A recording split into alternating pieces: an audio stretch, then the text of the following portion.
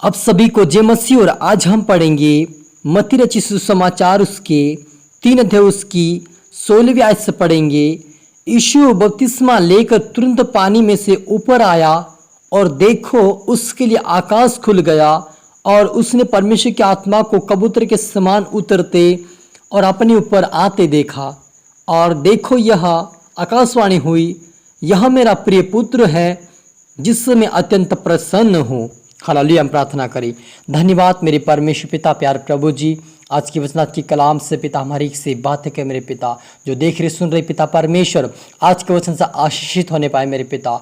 जैसे प्रभु आपका आत्मा पिता परमेश्वर आपके ऊपर उतरा प्रभु यीशु मसीह, वैसे आज जो देख रहे सुन रहे उनके ऊपर तेरी आत्मा आए पिता, और उनको सिखाए समझाए और आत्मिकता में बढ़ाए पिता परमेश्वर। उनकी समझ उनकी बुद्धि खोल दे मेरे पिता। वो हर एक परीक्षा और समस्या से बाहर आकर तेरे राज्य के वारिस बने, ऐसा उनको मजबूत बना पिता। हर एक तरह आत्मा शब्द पवित्र आत्मा मेरे मुख शुक्र बोले। ये प्रार्थना दुआ यीशु तेरे मीठे मधुर नाम से मांगते हैं, आमीन। तो मेरे अजीजों, यहाँ पर लिखा है मत्ती रचित सुसमाचार 3 अध्याय उसकी 13वीं आयत से पढ़ा, वहां पर 16वीं आयत में लिखा है, यीशु बपतिस्मा लेकर तुरंत पानी में से ऊपर आया और देखो उसके लिए आकाश खुल गया और उसने परमेश्वर के आत्मा को कबूतर के समान उतरते और अपने ऊपर आते देखा। और देखो यह आकाशवाणी हुई, यह मेरा प्रिय पुत्र है जिससे मैं अत्यंत प्रसन्न हूँ। हालेलुया। मेरे अजीजों, बहुत सारे लोग उठाते हैं सवाल कि वो परमेश्वर का पुत्र नहीं है।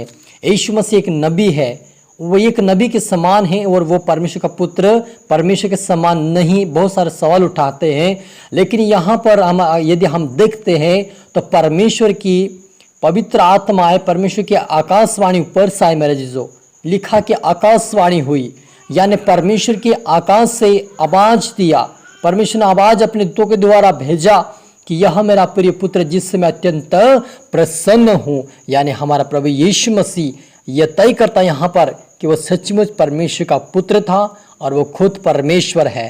हालेलुया। और हमें इस बात पे यकीन होना चाहिए कि हमारा प्रभु यीशु मसीह सचमुच हमारा परमेश्वर का पुत्र और हमारा पिता है। हालेलुया। और जब यीशु मसीह आत्मा में, यीशु को उसी समय जब उसके अंदर जब आत्मा आई तो उसे जंगल में ले गया ताकि इब्लीस से उसकी परीक्षा हो। वह 40 दिन और 40 रात निराहार रहा, तब उसे भूख लगी। तब परखने वाले ने उससे पास आकर उसे कहा, यदि तू परमेश्वर का पुत्र है तो कहा दे कि यह पत्थर रोटी बन जाए। लेकिन यीशु ने उत्तर दिया, लिखा है, मनुष्य केवल रोटी ही से नहीं परंतु हर एक वचन से जो परमेश्वर के मुख से निकलता है जीवित रहेगा। तब इब्लीस उसे पवित्र नगर में ले गया और मंदिर के अंगूर पर खड़ा किया और उससे कहा, यदि तू परमेश्वर का पुत्र है तो अपने आप को नीचे गिरा दे, क्योंकि लिखा है, वह तेरे विषय में अपने दूतों को आज्ञा देगा और वह तुझे हाथों हाथ उठा लेंगे, कहीं ऐसा ना हो कि तेरे पाँव में ठेस और पत्थर लगे। और यीशु ने उससे कहा, यह भी लिखा है, तू अपने प्रभु परमेश्वर की परीक्षा ना कर। फिर वह इब्लीस उसे एक बहुत ऊंचे पहाड़ पर ले गया और सारे जगत के राज्य और उसका वैभव दिखाकर उससे कहा, यदि तू गिरकर मुझे प्रणाम करे तो मैं यह सब कुछ तुझे दे दूंगा। तब यीशु ने उससे कहा, हे शैतान दूर हो जा, क्योंकि लिखा है, तू प्रभु अपने परमेश्वर को ही प्रणाम कर और केवल उसी की उपासना कर। हालेलुया। तब शैतान उसके पास से चला गया। हालेलुया। मेरे अजीजों, आज बहुत सारे ऐसे लोग हैं जो परीक्षाएं में पढ़ते हैं लेकिन उनको समझ में नहीं आता कि ये परीक्षाएं हैं या हमारे कारण समस्या में फंसे हैं या किसी मुसीबत से या क्या कारण, वो समझ नहीं पाते हैं। लेकिन यहाँ पर परीक्षा में कब पड़ा, जब यीशु मसीह उन्होंने जब परमेश्वर की उसके ऊपर आत्मा आई, जब उन्होंने 40 दिन 40 रात का जब उपवास रखा, उस उपवास खत्म होने के तुरंत ही जैसे खत्म होने वाला था, जैसे खाना खाने को उसे भूख लगी थी, उसी समय शैतान आकर उससे कहा कि यदि तू परमेश्वर का पुत्र है तो इस पत्थर से कह दे रोटी बन जाए। यानी मेरे अजीज, जब आप उपवास में होते तब आपकी परीक्षा नहीं होती, लेकिन जब आपका उपवास खत्म होने में आता है, जब एंडिंग दिन आता, उसी दिन आपको परीक्षा में गिराने की कोशिश करता है। तो आप उस दिन क्या करिए, आप चुप रहिए, शांत रहिए और उस दिन आप अपने मन में ये ठानिए कि कोई भी आएगा मैं चुप रहूंगा और प्रार्थना यही करे कि प्रभु मेरी मदद करना, परीक्षा से मुझे बचाना। हालेलुया। क्योंकि यहाँ पर भी परमेश्वर ने प्रभु यीशु मसीह का मदद किया, उसकी जीवन में अगुवाई किया, उसको परमेश्वर अगुवाई किया कि तू इस प्रकार से बोल। हालेलुया। हमारे जीवन में भी जब अगुवाई होती, लेकिन हम क्या करते हैं, उस अगुवाई को हमारे मन में जो होता उसको बात पर यकीन नहीं करते, उस पर विश्वास नहीं करते, लेकिन हम हमारी बुद्धि से काम चलाते हैं, इसलिए हम गिर जाते हैं और वो प्रतिफल नहीं पा सकते जो हम पाने जा रहे थे। लेकिन जब हम परमेश्वर के वचन पर ध्यान देते कि यार यीशु मसीह की परीक्षा जब हुई तो इस प्रकार से जवाब दिया, वैसे हमें भी प्रभु यीशु मसीह की जैसे याद करना है कि प्रभु के वचन में क्या लिखा, हमें उस याद करना है प्रभु क्या कहता है, उसका वचन क्या कहता है, हम उस परीक्षा से बाहर आएंगे और परमेश्वर में निकालेगा। क्योंकि यीशु मसीह की परीक्षा जब हुई तो उन्होंने कहा कि मनुष्य केवल रोटी से नहीं लेकिन परमेश्वर के मुख से निकला हुआ हर एक पवित्र वचन से जीवित रहेगा। यानी प्रभु यीशु मसीह ने उसको तोड़ फोड़ जवाब दिया शैतान को, इसलिए शैतान उसका कुछ बिगाड़ नहीं पाया। और क्यों नहीं बिगाड़ पाया? क्योंकि उन्होंने वचनों से जवाब दिया, अपनी बुद्धि अपनी समझ का सहारा नहीं लिया, लेकिन परमेश्वर का सहारा लेकर उस वचनों से उन्होंने लड़ा।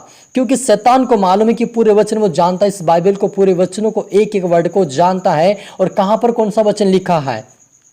वो कहा तो अपने आप को गिरा दे, एक कंगूर पे खड़ा किया, क्या अपने आप को गिरा दे क्योंकि परमेश्वर अपने दूतों को तेरे निमित्त भेजेगा। और ये वचन कहाँ लिखा है? भजन संहिता 51 में लिखा कि वो अपने दूतों को भेजेगा तुम्हारी रक्षा के लिए, और तुम्हारी रक्षा करो, तुम्हें पैर में ठेस ना लगने देगा। ये वचन वहां पर लिखा है। उसी वचनों को अब हम देखते हैं नए नियम में शैतान ने बोला। क्यों बोला? उसको मालूम था कि ये वचन बोलूंगा तो शायद मान लेगा, लेकिन उसको पता था कि परमेश्वर मेरी परीक्षा नहीं करता है। हालेलुया। इसलिए उस बात को जानकर उन्होंने जवाब दिया कि परमेश्वर को सिर्फ उसी परमेश्वर से डर और उसी की उपासना कर।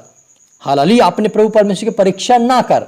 इसलिए मेरे अजीजों, आप और मुझे सतर्क होना है कि परमेश्वर की इच्छा क्या है और वचन क्या कहता है। क्योंकि बहुत सारे लोग आपके पास आएंगे और कहेंगे तुम्हें ये करना है वो करना है, आपकी बहुत सारी लालच देंगे, बहुत सारी आपके जो समस्या डालेंगे, कि आपको समझना है कि परमेश्वर की इच्छा क्या है और वचन क्या कहता है, उस पर आप तुलना करें, उसके बाद ही काम का फैसला करें, ताकि परमेश्वर हम उस परीक्षा से बचाए और आप प्रार्थना करके हमें बचाए रखे परमेश्वर परीक्षा से। हालेलुया।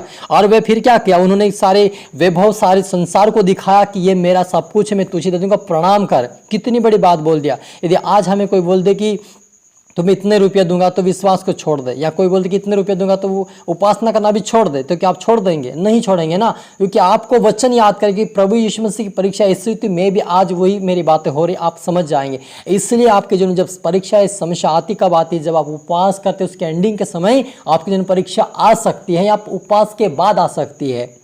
और इस बात को मैं समझना चाहिए और परमेश्वर से प्रार्थना करके परीक्षा में ना गिराए, लेकिन हम उसमें जयवंत हो जाए। क्योंकि जैसे प्रभु यीशु जयवंत हुआ, यीशु ने कहा मैं तुम्हारे लिए सहायक को भेजूंगा और सहायक तुम्हारी मदद सहायता करेगा और तुम्हें हर परीक्षाओं से बाहर निकालेगा। यानी हम जब परमेश्वर की सहायता लेंगे, उसकी मदद लेंगे, तो परमेश्वर हमें हर परीक्षाओं से बाहर निकालेगा। हालेलुया। हम प्रार्थना करें।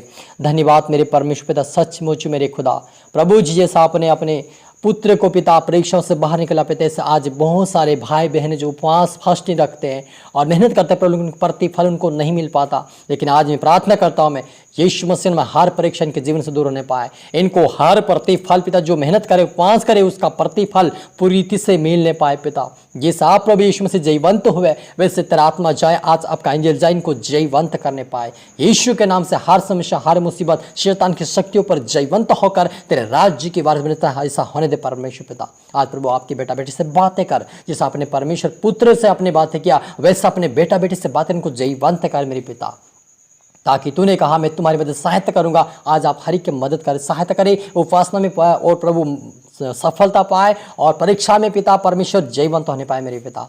हर तरह में सौंपते मेरे पिता, प्रार्थना सुना आज के धन्यवाद मेरे ईश्वर राजा। ये प्रार्थना दुआ यीशु तेरे मीठे मधुर नाम से मांगते हैं, आमीन। आप सभी को गॉड ब्लेस यू और अगले वीडियो मिलते सबको जय मसीह की।